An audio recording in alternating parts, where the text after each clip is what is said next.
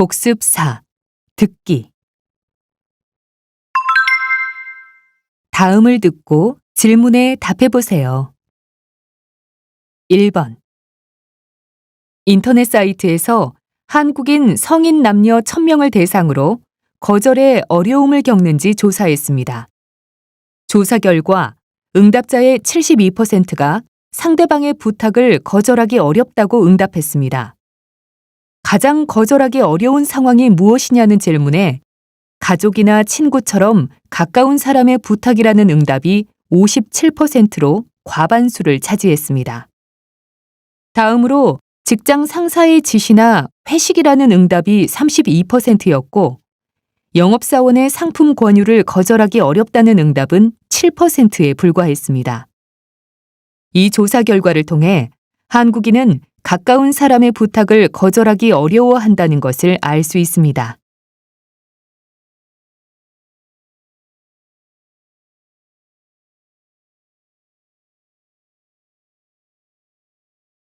(2번) 배달시킨 음식이 도착했어. 어서 와서 먹어. 음식을 다른 그릇에 옮겨서 먹을까? 왜? 그릇에 옮겨 담으면 설거지도 해야 되고 번거로울 것 같은데. 보기 좋은 떡이 먹기도 좋다는 말이 있잖아. 예쁜 그릇에 담아서 먹으면 더 맛있을 것 같아. 그래. 그럼 숟가락하고 젓가락 좀 챙겨줄래? 내가 음식을 옮겨 담을게. 응, 알겠어.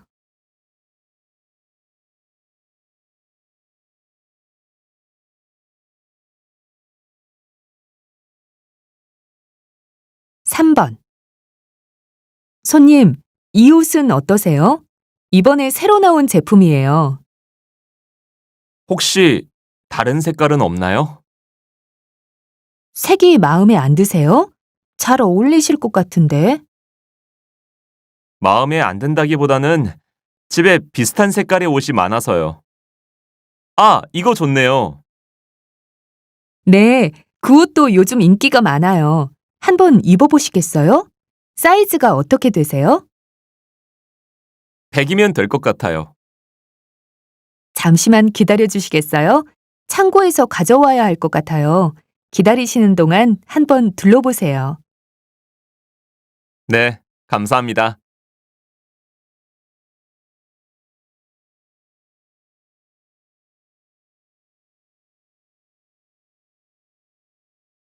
4번.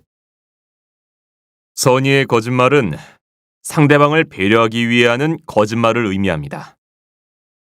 나의 이익을 위한 것이 아니므로 이런 거짓말은 해도 된다고 생각하는 사람들이 많습니다.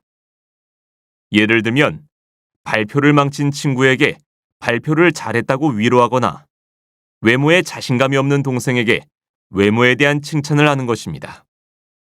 그러나 저는 이렇게 상대방을 위로하거나 기분 좋게 하기 위해 하는 거짓말은 하지 않는 게 낫다고 봅니다. 듣는 사람은 처음에는 상대방의 배려에 기분이 좋아질 수 있지만 항상 그런 거짓 칭찬이나 위로를 듣다 보면 그 말이 진짜인지 의심하게 될 겁니다. 또한 이렇게 좋은 목적으로 거짓말을 해도 이 말은 자신의 진심이 아니므로 거짓말을 한 사람의 마음 역시 불편해지기 마련입니다. 솔직한 마음을 말하기 부담스러운 상황에서는 거짓말을 하는 것보다 아예 평가를 하지 않는 게 낫습니다.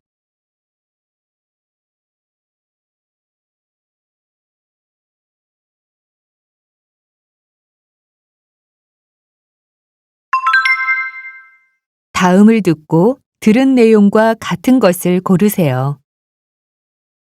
5번. 우리 부서 김인수 부장님이 다음 달에 퇴직하신대요. 그동안 부장님 덕분에 회사 생활을 잘할 수 있었는데. 부장님이 안 계셔서 앞으로 어떻게 일을 할지 걱정이 되나 봐요.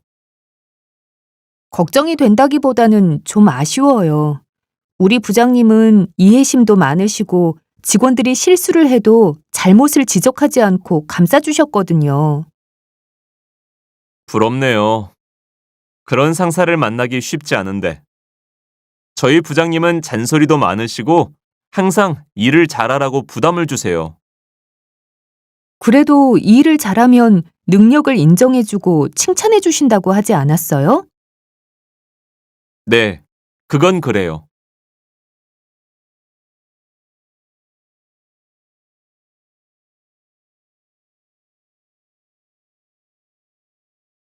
6번. 최근 현금을 쓰는 사람이 줄어들면서 서울시는 현금 없는 버스를 운행하고 있습니다. 이 버스는 교통카드나 계좌이체를 통해서 요금을 받습니다. 교통카드를 두고 나왔다면 휴대폰 앱을 이용해 은행 계좌에서 바로 요금을 내면 됩니다. 그런데 휴대폰 사용에 익숙하지 않거나 교통카드가 없는 경우 현금이 있어도 이 버스를 탈 수가 없습니다. 말 그대로 그림의 떡인 셈입니다. 서울시는 버스를 탈 때 현금을 내는 사람이 줄어든 데다가 버스 요금을 현금으로 받을 경우 관리 비용이 많이 든다면서 현금 없는 버스의 필요성을 강조하고 있습니다. 서울시는 앞으로 현금 없는 버스를 확대해 나가겠다고 해 버스를 이용하는 사람들의 불편은 더 커질 것으로 예상됩니다.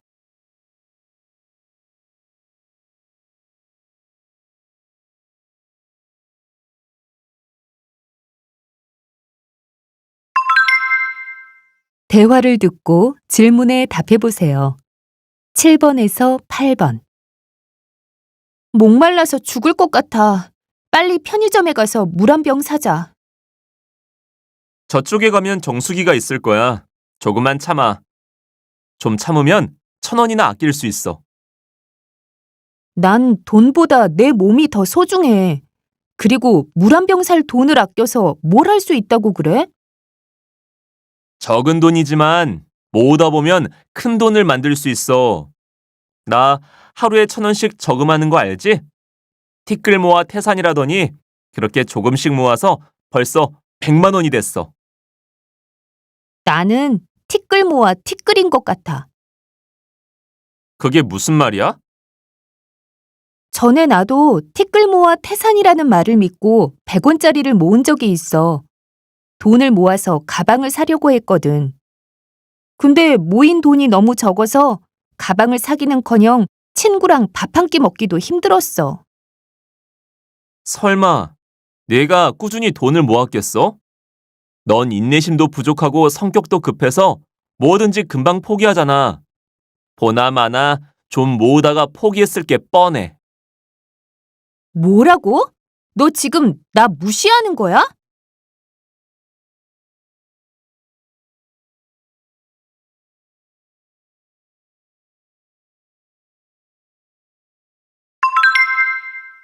강연을 듣고 질문에 답해보세요.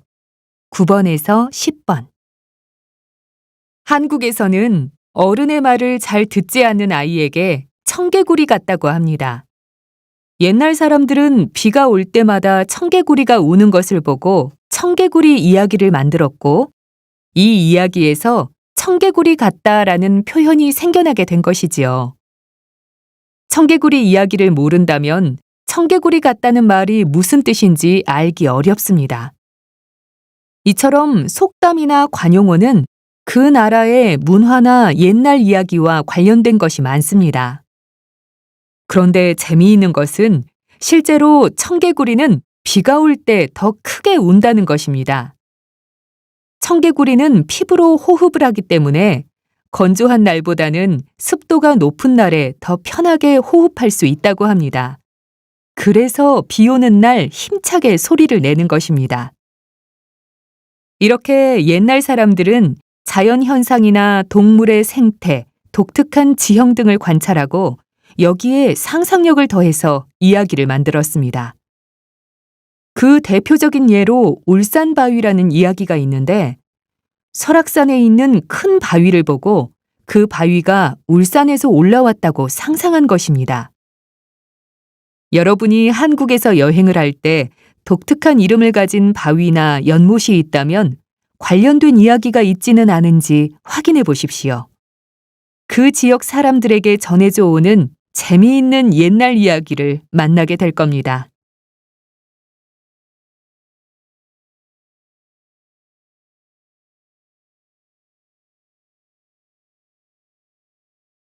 복습 5.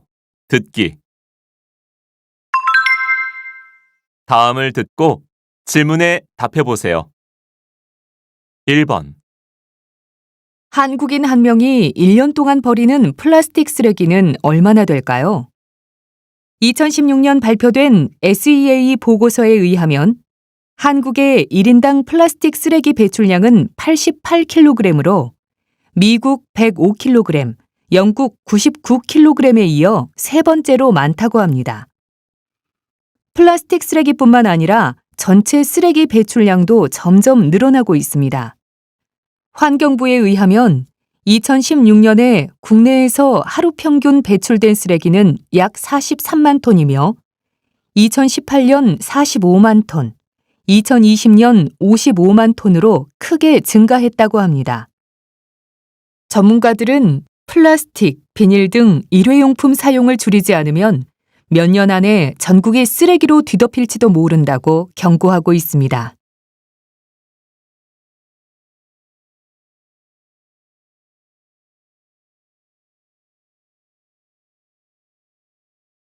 (2번) 자밀라, 이번 학기 성적장학금 신청했어? 난 아까 이메일로 신청했는데. 이번 학기부터는 학생이 직접 홈페이지에서 신청해야 된다던데. 뭐라고? 언제 바뀐 거야? 학교 홈페이지에서 하면 돼? 응. 학교 홈페이지에 로그인해서 장학금 신청서랑 한국어 시험 성적표 사진을 올리고 장학금을 받을 계좌번호를 입력하면 돼. 참, 계좌 이름은 꼭 한국어로 등록해야 된대. 그래? 난 계좌 이름이 영어로 돼 있는데. 은행에 가서 한국어 이름으로 바꾸면 돼. 신청 기간이 오늘 밤까지니까 빨리 이름부터 바꾸는 게 좋겠다. 응, 알겠어. 고마워.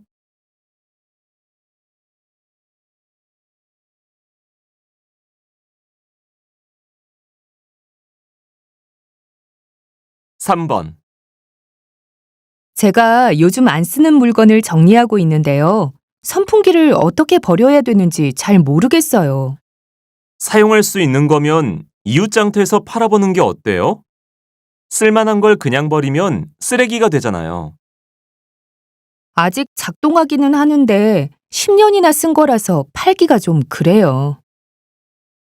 아깝지만 할 수 없네요. 선풍기처럼 작은 가전제품은 집 근처에 있는 소형 가전수거함에 버리면 돼요. 근처에 수거함이 있는지 찾아보세요. 그래요? 쓰레기를 버릴 때 돈을 내야 된다고 들었는데요. 주민센터에 가서 돈을 내면 돼요? 소형 가전제품은 무료로 버릴 수 있어요. 그래요? 지금 바로 찾아봐야겠네요. 알려줘서 고마워요.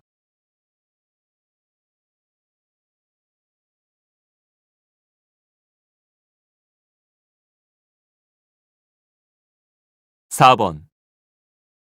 안녕하세요. 오늘 발표를 맡은 태호입니다. 지난 수업 시간에 한국의 다양한 사투리에 대해서 배웠는데요. 사투리를 사용하는 게 재미있다. 사투리를 사용하면 알아듣기 힘들어서 불편하다 등 친구들이 다양한 반응을 보여줘서 아주 흥미로웠습니다. 저한테는 부산 출신 친구가 한 명 있습니다. 그 친구는 공식적인 상황이나 친구들과 모인 자리에서 표준어로 이야기하려고 노력합니다. 제가 어느 날 그 친구한테 사투리를 쓰지 않는 이유를 물어봤더니 사투리를 쓰는 게 부끄럽다고 하더라고요. 저는 사투리가 언어의 멋을 잘 살려주는 흥미로운 문화라고 생각합니다. 비슷한 말이라도 어떤 말을 쓰느냐에 따라 느낌에 큰 차이가 있습니다.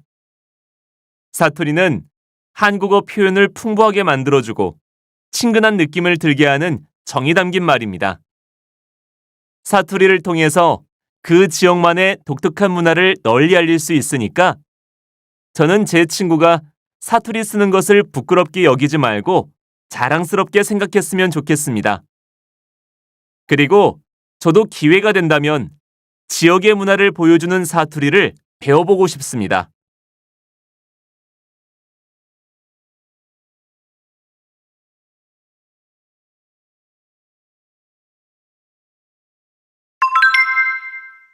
다음을 듣고 들은 내용과 같은 것을 고르세요. 5번. 무슨 일 있어? 피곤해 보이는데? 어제 윗집에서 새벽 1시까지 시끄럽게 해서 잠을 못 잤어. 음악 소리도 시끄러운 데다가 아이가 쿵쿵 뛰는 소리까지 들리더라고. 오늘 밤에도 또 그러면 아이가 뛰지 않게 해달라고 말해야겠어. 윗집 사람들이 그런 게 맞아? 잘못 항의했다가 이웃끼리 큰 싸움이 날 수도 있어. 윗집에서 나는 소리가 맞아. 아이가 쿵쿵 뛰는 소리뿐만 아니라 싸우는 소리도 나고 평소에도 늦은 시간까지 세탁기며 청소기 소리며 아주 시끄럽다니까. 내 친구도 윗집 아이가 뛰어서 항의하려고 찾아갔는데 가보니까 아이가 없는 집이었대. 다른 집에서 나는 소리를 윗집 소리라고 오해하고 항의했다가 사이가 안 좋아졌다던데? 그럼 어떻게 해야 돼? 우선 윗집에 아이가 있는지 없는지 확인해보고 소음이 윗집에서 나는 게 맞는지 며칠 살펴보는 게 어때? 윗집에서 그러는 게 맞으면 관리사무소에 가서 윗집 때문에 불편을 겪고 있다고 이야기해.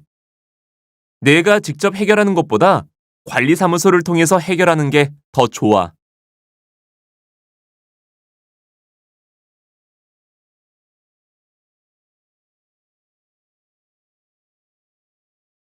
(6번) 운악산에 케이블카를 설치하려는 서울시의 계획이 주민들의 반대에 부딪혔습니다. 운악산 개발 문제는 10년 전부터 논란이 되어 왔는데요.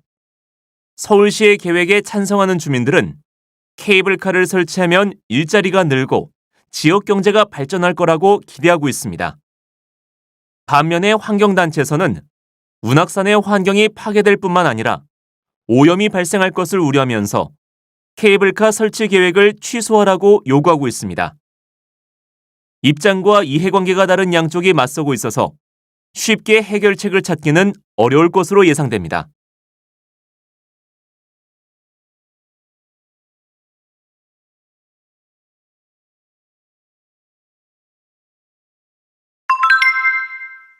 대화를 듣고 질문에 답해보세요. 7번에서 8번.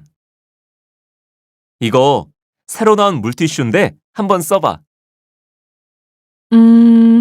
잘 찢어지는 거 빼면 특별히 다른 점은 못 느끼겠는데? 물티슈가 플라스틱으로 만들어졌다는 건 알고 있지? 응. 그래서 재활용도 안 되는 데다가 미세 플라스틱으로 인한 수질 오염 문제도 심각하다고 들었어. 맞아. 플라스틱으로 만들어진 물티슈는 썩는데 100년이나 걸린대. 그래서 플라스틱 말고 종이 원료로 물티슈를 만들었대. 이건 기존 물티슈와 달리 썩는데 5개월 정도밖에 안 걸린다더라고. 어떤 재료로 만들든지 일회용품이라는 점은 똑같은 거 아니야? 난 잘 썩는 물티슈를 만들 게 아니라 물티슈 같은 일회용품을 사용하지 말아야 될 것 같아. 어떤 재료로 만들었든지 계속 일회용품을 쓰다가는 환경오염이 점점 더 심해질 거야. 글쎄, 난 물티슈가 꼭 필요한 상황도 있고 갑자기 안 쓰기는 어려우니까 이런 제품을 만드는 것도 의미가 있는 것 같은데.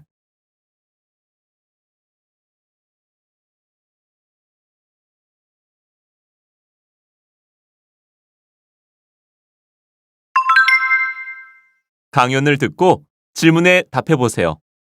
9번에서 10번. 여러분, 요린이, 주린이라는 유행어를 들어본 적이 있으십니까? 최근 방송이나 인터넷 등에서는 어린이라는 말에서 린이를 따와서 어떤 것을 처음 시작했거나 실력이 부족한 사람을 뜻하는 말로 사용하고 있습니다.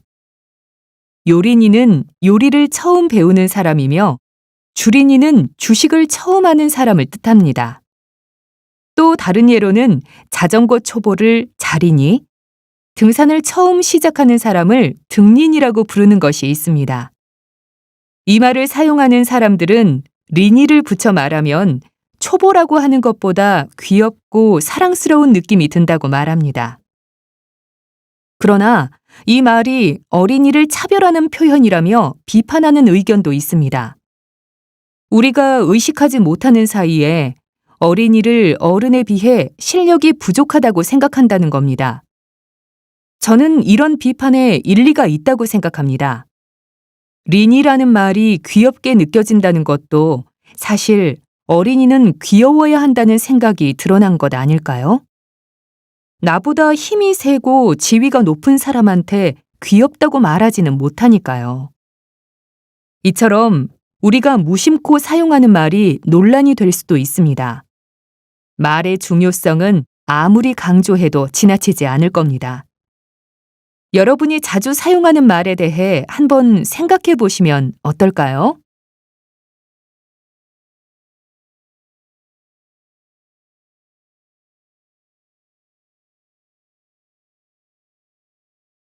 복습 6. 듣기. 다음을 듣고 질문에 답해 보세요. 1번. 과학의 날을 맞아 초, 중, 고등학생 각 500명을 대상으로 과학을 좋아하는지 조사했습니다. 과학을 좋아하느냐는 질문에 초등학생 47%, 중학생 32%, 고등학생 28%가 좋아한다고 응답해 학년이 올라갈수록 과학에 대한 선호도가 떨어지는 것으로 나타났습니다. 과학을 좋아하는 이유로는 실험 때문에 좋아한다는 응답이 45%로 1위를 차지했으며 흥미로워서 33%, 논리적이어서 25% 순으로 나타났습니다. 이 조사 결과로 학교에서 과학을 가르칠 때 실험을 통해 과학에 대한 흥미를 높여야 한다는 것을 알 수 있습니다.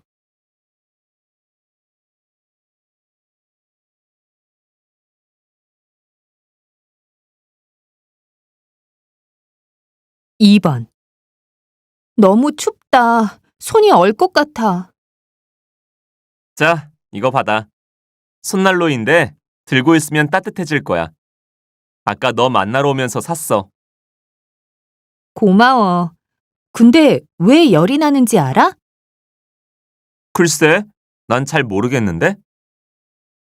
안에 철가루가 들어있는데 이렇게 포장했던 비닐을 뜯으면 공기 중에 있는 산소랑 만나서 열이 나거든. 그래서 따뜻해지는 거야.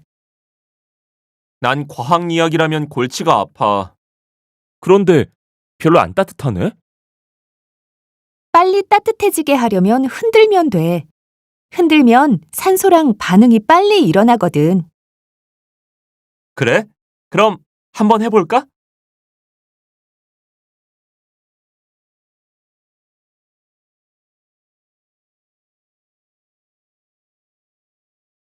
3번.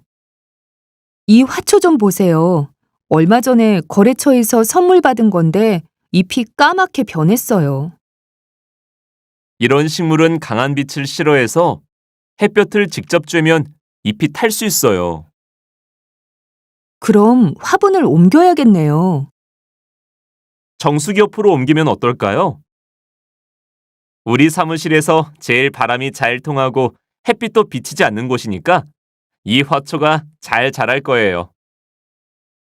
까맣게 변한 잎은 어떻게 하지요? 잘라줘야 할 것 같은데요? 제가 화분을 옮길 테니까 가위를 좀 찾아올래요? 네, 알겠어요.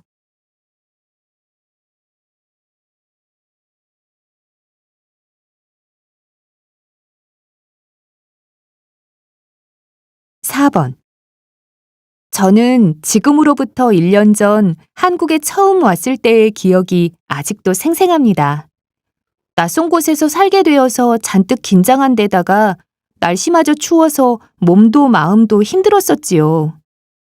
하지만 항상 친절하게 대해주시는 선생님과 비슷한 고민을 나누면서 서로 위로하고 격려해준 친구들 덕분에 무사히 한국어 공부를 마친 것 같습니다. 우리는 매일 함께 공부하고 쉬는 날에는 노래방에 가서 신나게 노래를 부르곤 했었지요. 친구들이 없었더라면 저는 한국어 공부를 그만두었을지도 모릅니다. 우리가 처음 만난 게 엊그제 같은데 벌써 헤어질 때가 되었네요. 친구들과의 소중한 추억을 영원히 가슴속에 간직할 겁니다. 그리고 옷깃만 스쳐도 인연이라는 말이 있지요? 우리가 이렇게 만난 것은 우연이 아니라 인연이라고 생각합니다. 지금은 헤어지지만 서로 연락하면서 앞으로도 좋은 인연을 이어나갔으면 좋겠습니다.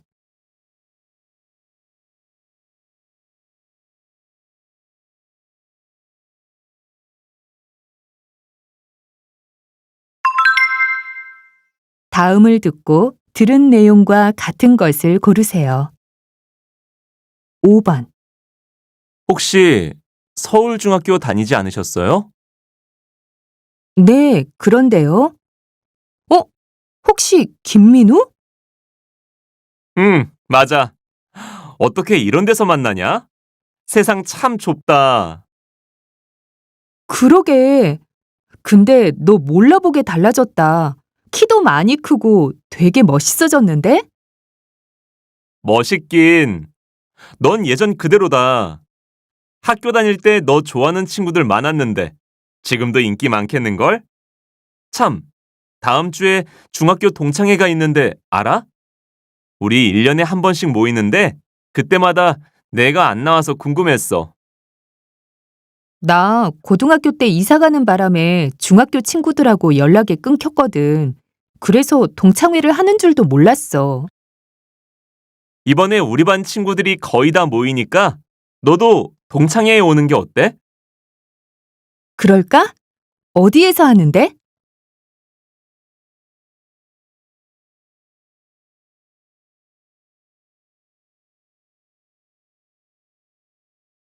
6번. 서울대학교 홍보처에서 사진 공모전을 엽니다. 이번 공모전에서는 아름다운 서울대, 서울대와 나라는 두 가지 주제로 서울대 풍경과 서울대 캠퍼스에서 찍은 학생들의 사진을 모집합니다. 작년 1월부터 12월까지 촬영된 사진만 접수가 가능하며 서울대 캠퍼스가 아닌 곳에서 찍은 사진은 시상에서 제외됩니다. 접수 기간은 10월 6일부터 11월 5일까지 한 달간이며 참가를 원하는 학생은 본인이 직접 찍은 사진을 서울대 홈페이지에 올리면 됩니다. 사진은 각 주제별로 3장까지만 올릴 수 있습니다. 대상은 각 주제별로 1명씩이며 우승자에게는 100만 원의 상금과 서울대 달력에 사진을 실을 기회를 드립니다. 학생 여러분의 많은 참여 바랍니다.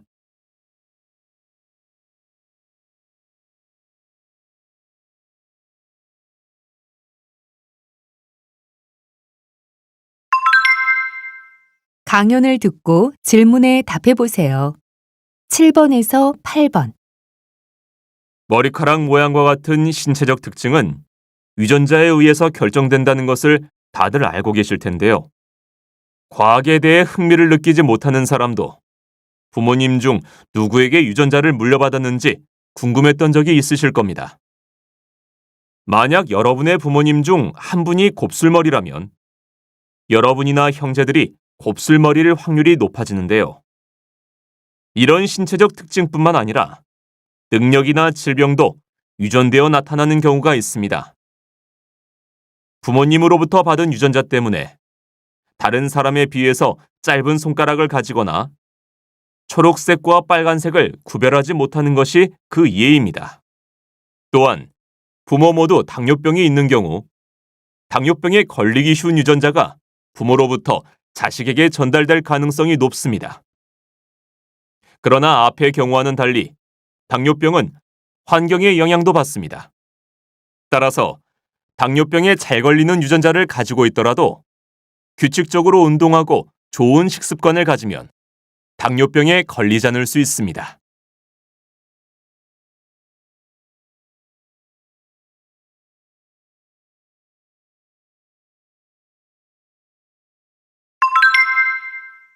토론을 듣고 질문에 답해 보세요. 9번에서 10번. 최근 수족관에서 흰고래 벨루가가 폐사하면서 동물원이나 수족관 폐지에 대한 논란이 뜨거워졌습니다. 오늘은 동물원이나 수족관이 필요한지 아니면 없애야 하는지에 대해 이야기를 나눠보도록 하겠습니다. 저는 사자나 기린같이 넓은 곳에서 사는 동물을 동물원에 가두는 것은 동물을 학대하는 일이라고 봅니다. 얼마 전에 벨루가가 폐사한 것도 인간들에 의해서 수족관에 갇혔기 때문이 아닙니까?